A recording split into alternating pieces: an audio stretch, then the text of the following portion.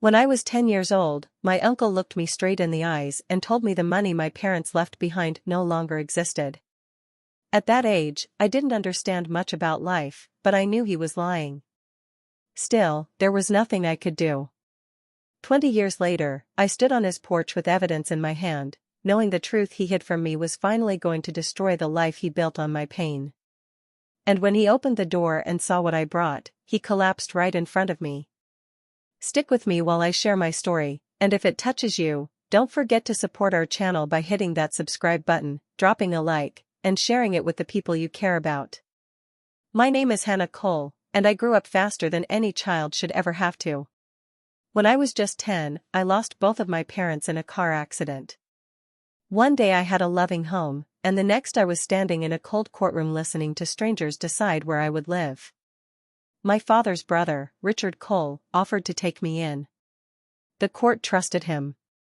Everyone said family was the safest place for a child. They didn't know what kind of family he truly was. I moved into his house thinking I'd find comfort, maybe some warmth, maybe a small piece of what I lost. But the moment I stepped inside, I felt like an outsider. Richard looked at me like I was a responsibility he didn't want, and his wife, Linda, made no effort to hide her irritation.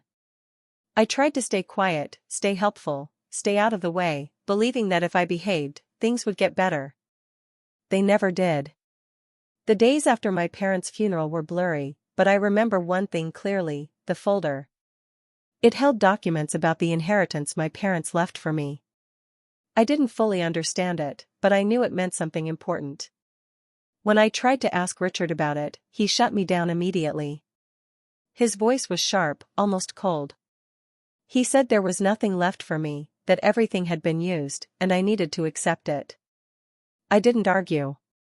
I was a child who had lost everything. I didn't know how to fight back. I never imagined that the people who were supposed to protect me would be the very ones to take advantage of me. I had no idea how deep their betrayal went. I didn't know how much they gained from the money my parents worked their whole lives to save. And I didn't know how much I would lose because of their greed. For years, I carried his lie with me. I believed I had nothing. I believed my parents hadn't planned for me. And worst of all, I believed I didn't deserve any better than the life I was forced into. But time has a way of uncovering things, even secrets buried deep. And 20 years later, when I finally learned the truth, I came back, not as the scared little girl he controlled, but as the woman who would make him face everything he did to me. When I first walked into Richard's house after the court hearing, I was still numb from everything that had happened. I was grieving, scared, and holding on to the last pieces of my old life. I kept thinking maybe, with time, things would feel normal again. But the moment the door closed behind me, I knew that wasn't going to happen. Richard didn't look at me with concern or care. Linda didn't even offer a smile. They acted like they were doing a favor they never wanted to do. The strange thing was how different they acted around other people. At the court, Richard stood tall and calm, telling the judge he would protect everything my parents left for me, especially my finances. He promised to manage things until I turned 18, and he sounded so sincere that even I almost believed him. The judge nodded, trusting him instantly. Everyone seemed relieved that a responsible adult had stepped forward. But the second we were alone, the warmth disappeared like it was never there. That first evening, Richard pulled me aside. His voice was firm but flat, almost rehearsed. He told me I needed to focus on school and nothing else. He said money wasn't something I should worry about, that adults would handle it, and I should stay out of it. I didn't understand why he sounded irritated when I hadn't even asked anything, but I didn't question him. I was too young and too lost to push back. It didn't take long before I started noticing things. At night, when I couldn't sleep, I'd hear Richard and Linda talking in the kitchen. Their voices were low, but their words still reached me through the thin walls. Richard complained constantly about bills and how tight things were. Linda kept telling him they needed to use what's available and that no one would ever find out. They never said my name, but deep down, I felt the weight of what they meant. The more I heard, the more uneasy I became. I didn't know much about money or inheritance, but I knew my parents had worked hard. I had seen enough to understand there was something left for me. And now I was hearing the people in charge of it talk like it belonged to them. I felt something was wrong, but I wasn't brave enough to confront anyone. I had no one else to go to, nowhere else to live, and no strength left in me to question adults who acted like they owned my future. Each day in that house felt heavier than the last. Linda treated me like an extra chore, someone she had to tolerate. Richard barely spoke unless he needed something done. They never asked how I was coping or what I needed. I tried to stay small, tried not to bother anyone, hoping they'd soften, even just a little. But that never happened.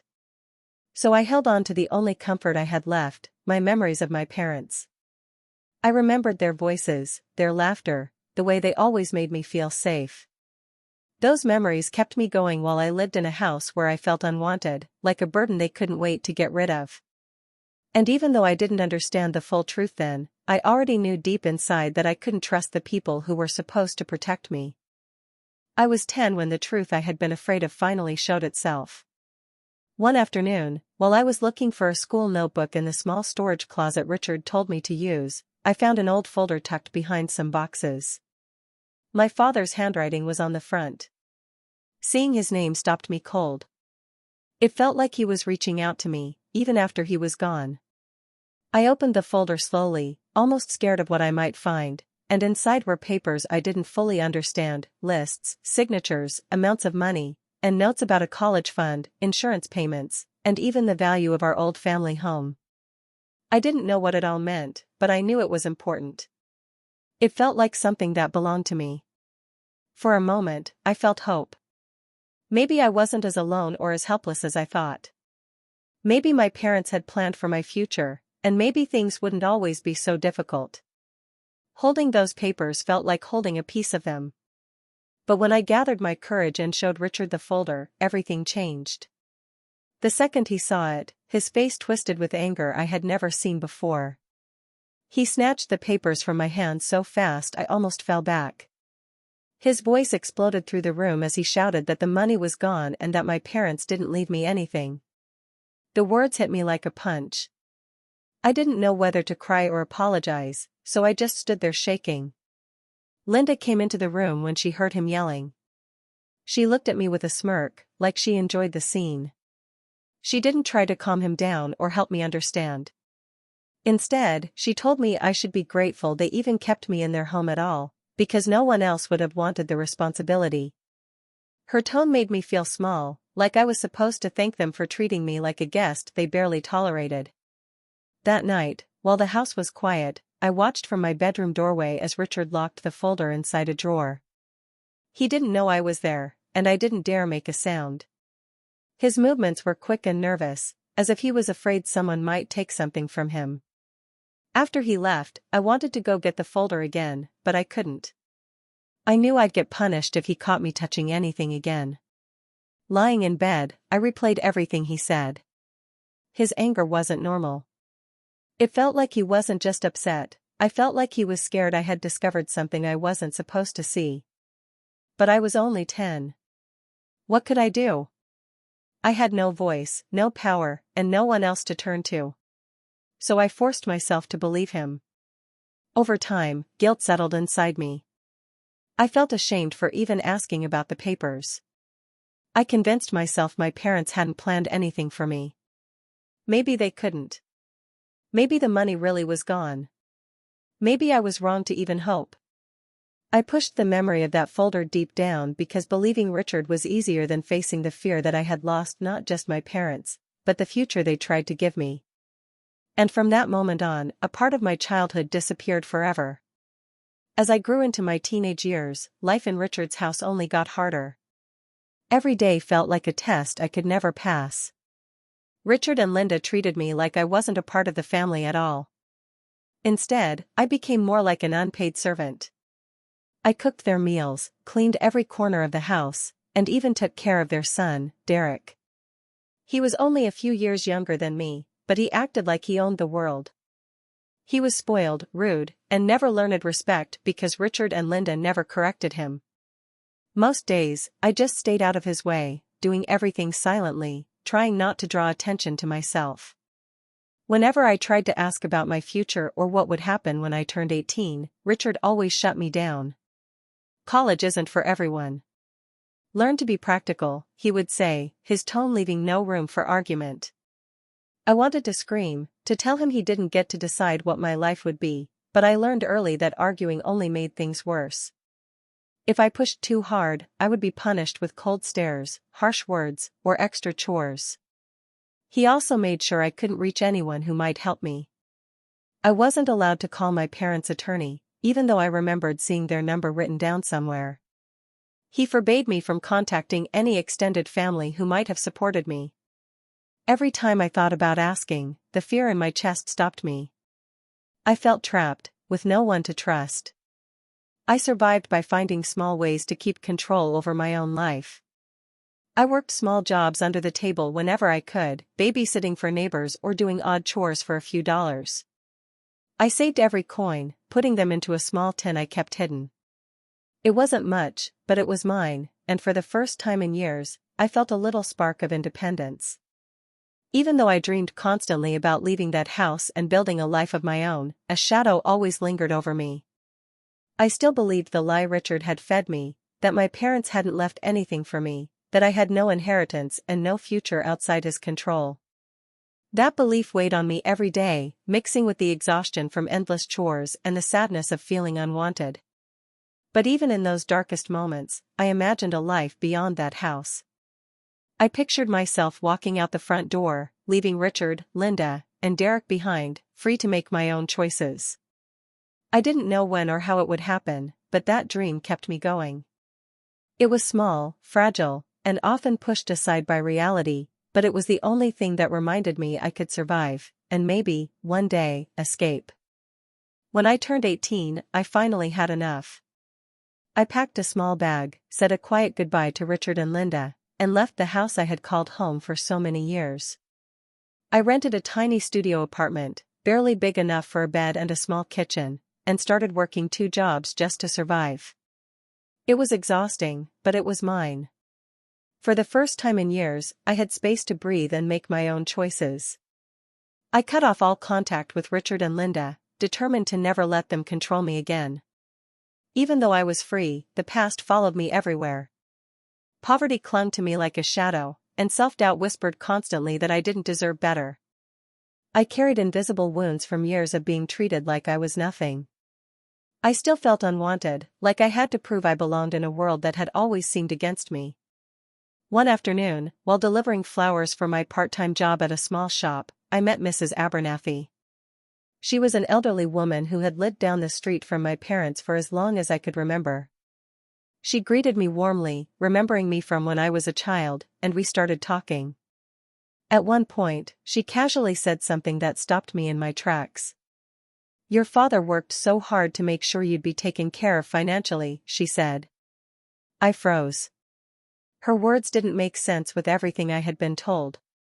All my life, I believed I had nothing. My parents' money was gone, lost, or used up, and that had shaped every choice I made.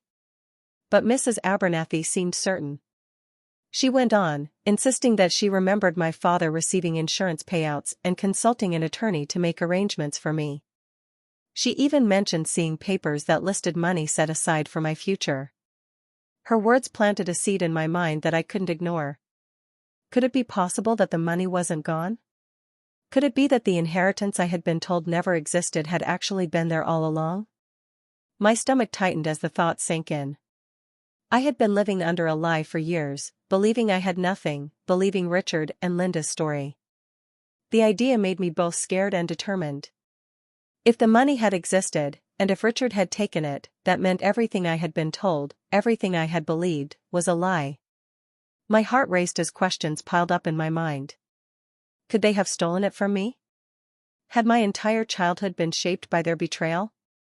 For the first time, I realized that leaving Richard and Linda wasn't just about escaping their control, it might also be the beginning of uncovering the truth. And with that thought, a fire lit inside me. I knew I couldn't ignore it. I had to find out what really happened to the money my parents had left for me, no matter how painful the answers might be. I knew I had to get answers, so I contacted my parents' old attorney.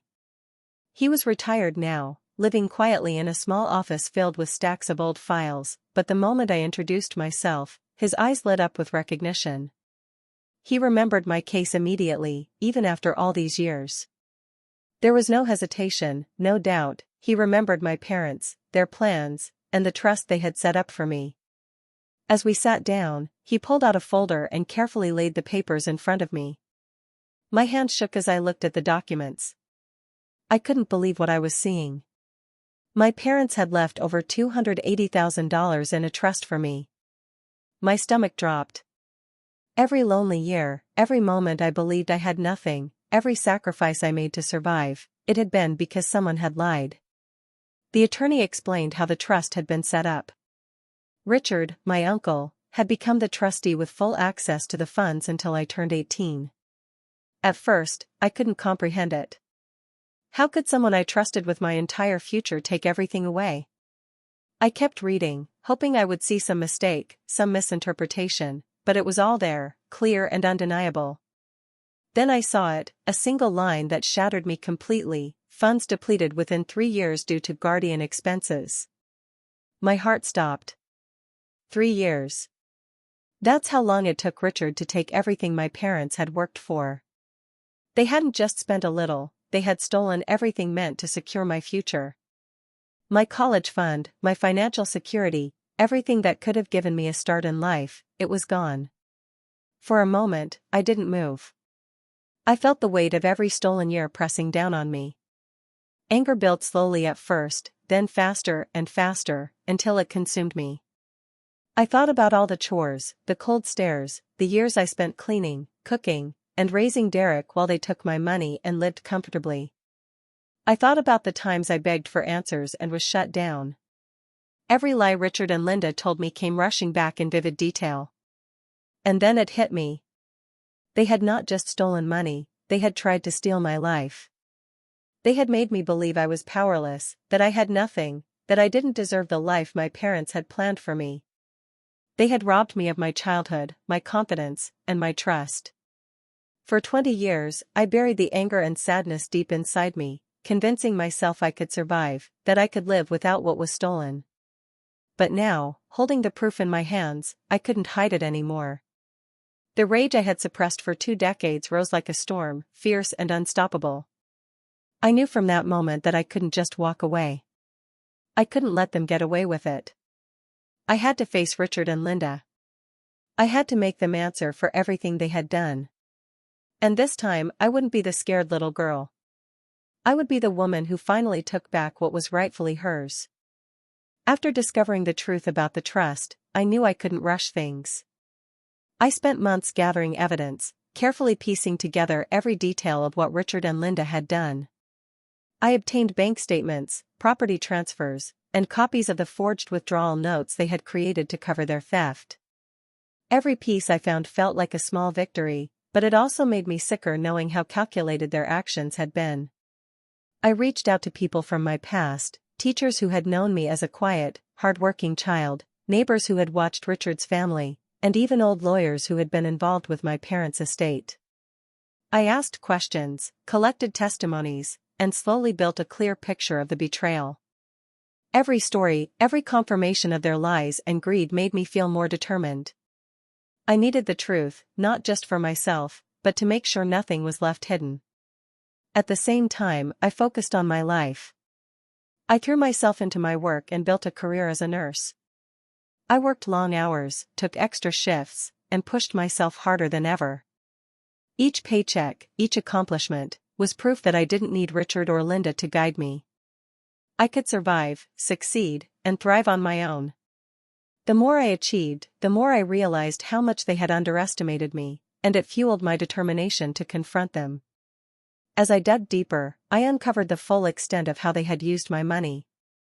They had paid off their mortgage, giving themselves a sense of security on the back of my parents' hard work. Linda had bought a brand new car, one that I knew I could never have afforded as a child. Derek's sports trips, vacations, even small luxuries they had indulged in, all came from what should have been my future. Every detail made my blood boil, but also made me more focused. This wasn't just about money, it was about everything they had stolen from me, every lost opportunity, every moment they tried to control my life. I didn't want revenge in the petty sense. I wanted truth. I wanted them to see the life they had ruined, to know that I had uncovered every lie, every stolen dollar, and every betrayal. I wanted to hold them accountable, not just for the money, but for the years of manipulation, control, and cruelty. And while I built my case, I also rebuilt myself.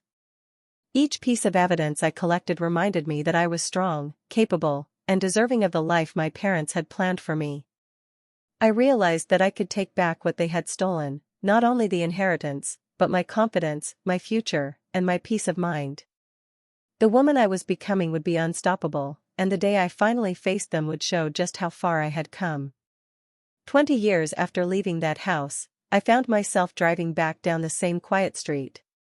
My heart raced, but I felt more determined than ever.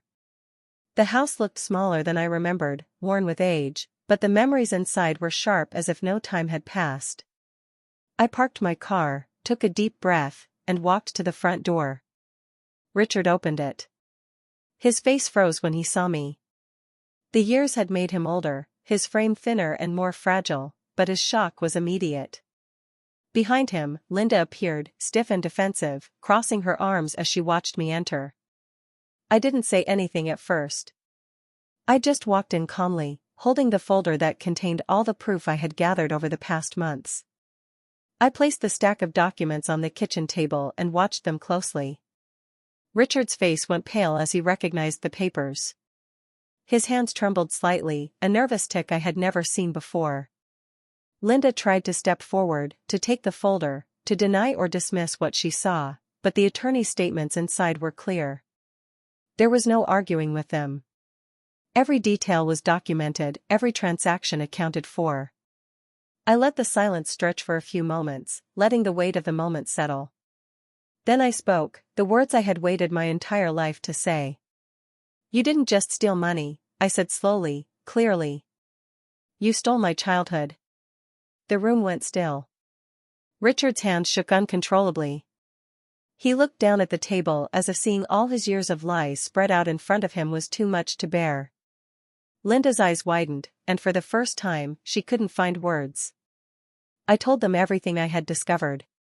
I explained how they had spent my inheritance on their mortgage, a new car, Derek's trips, and their vacations. I spoke about the lies, the manipulation, and the years they had taken from me. I didn't shout. I didn't cry. I spoke firmly, letting the truth hit them without any filters. Richard tried to defend himself at first, mumbling excuses, but I could see the fear growing in his eyes. Linda's smirk had vanished. They realized they could no longer control the story, no longer rewrite what had happened. I stayed calm, letting them feel the weight of their actions fully. For the first time in 2 decades, I wasn't the scared child living under their rules. I was the woman who had built a life, uncovered the truth, and returned with proof. And in that moment, I felt a power I had never known before, not from anger, not from revenge, but from finally reclaiming my voice, my story, and my future. They had taken everything they could, but they could not take away the person I had become. The moment I finished speaking, Richard's face went pale, and he clutched his chest as if the weight of everything had finally hit him all at once. His knees buckled, and he collapsed onto the floor. Linda screamed, panic flooding her voice, and I could see the fear in her eyes that had never been there before. Even though anger and betrayal filled me, I couldn't let him die. I dropped to my knees beside him, my nurse training taking over. I checked for a pulse, started CPR, and yelled for Linda to call 911. My hands moved automatically, pressing and counting as I kept calm, all while my mind raced through years of hurt and lies. I couldn't let my uncle die on the floor, no matter what he had done. Minutes later, paramedics arrived and took over. I stepped back, letting them work while my heart pounded in my chest. The ambulance left, sirens wailing, taking him to the hospital. I sat in the quiet kitchen, the folder of evidence still on the table, the weight of everything settling in again. For the first time, I felt both the power of truth and the relief of having acted without hate controlling me. At the hospital, Richard survived, but the doctors warned it would be a long recovery. He would have time to think about the life he had lived and the lies he had told. Meanwhile, the authorities began reviewing the documents I had submitted. Every bank statement, every property record, every forged note pointed to the same conclusion: Richard had stolen my inheritance, abused his power as my guardian, and committed fraud. After weeks of investigation, Richard was officially charged with embezzlement, fraud, and abuse of guardianship. The legal system moved slower than I wanted, but I had done what I could. Justice was finally catching up with him. Linda and Derek, however, couldn't face the truth. They cut all contact with me, blaming me for exposing the family's secrets, but I felt no guilt. Their refusal to acknowledge their wrongdoing didn't take away the truth or the years of life they had stolen from me. For the first time in 20 years, I felt free from their control. I had confronted the people who had lied, stolen, and hurt me, and I had survived the storm. I realized that my strength wasn't just in uncovering the truth, but in facing it without losing myself to anger or bitterness. I had taken back my voice, my story, and finally, a piece of my life that had been stolen from me. And though Richard would recover physically, the consequences of his actions would follow him for the rest of his life. I had no need for revenge. The truth was enough. I had survived, and I had reclaimed everything that mattered: my future, my dignity, and my peace of mind. Nothing he or anyone else could do would take that away. Looking back on everything, I realized that betrayal from family can cut deeper than anything else. When the people who are supposed to love and protect you turn against you, it leaves scars that last a lifetime. For years, I carried that pain silently, believing I was powerless, believing that the life my parents wanted for me had been stolen forever. The anger and sadness became part of me, shaping who I was, but also teaching me lessons I couldn't have learned any other way. I want to be clear, I didn't confront Richard for revenge. My goal wasn't to hurt him or to see him suffer. I confronted him because I needed closure. I needed to see the truth face to face, to reclaim the life that had been stolen from me, and to finally be free from the lies that had haunted me since I was a child. Holding on to anger wouldn't have healed me, but uncovering the truth and standing up for myself gave me the peace I had been searching for all these years. If there's one thing I want people to understand, it's this: if someone steals your childhood, don't let them steal your future too. Find the truth, even if it hurts. Don't let their lies define your life or shape your dreams. There is power in knowing the truth and using it to rebuild yourself. That power gave me the strength to move forward and to create the life my parents had always wanted for me. I decided to use part of the money I recovered to honor the life I should have had. I set up scholarships for children who have lost their parents, kids like me who might feel lost, powerless, or forgotten. I wanted to give them hope, a chance to see that even when life takes everything from you, there can still be a future filled with opportunity and love. It felt like the most meaningful way to honor my parents and the childhood I had been denied. For the first time in 20 years, I finally feel free. Free from fear, free from lies, and free from the people who tried to control me.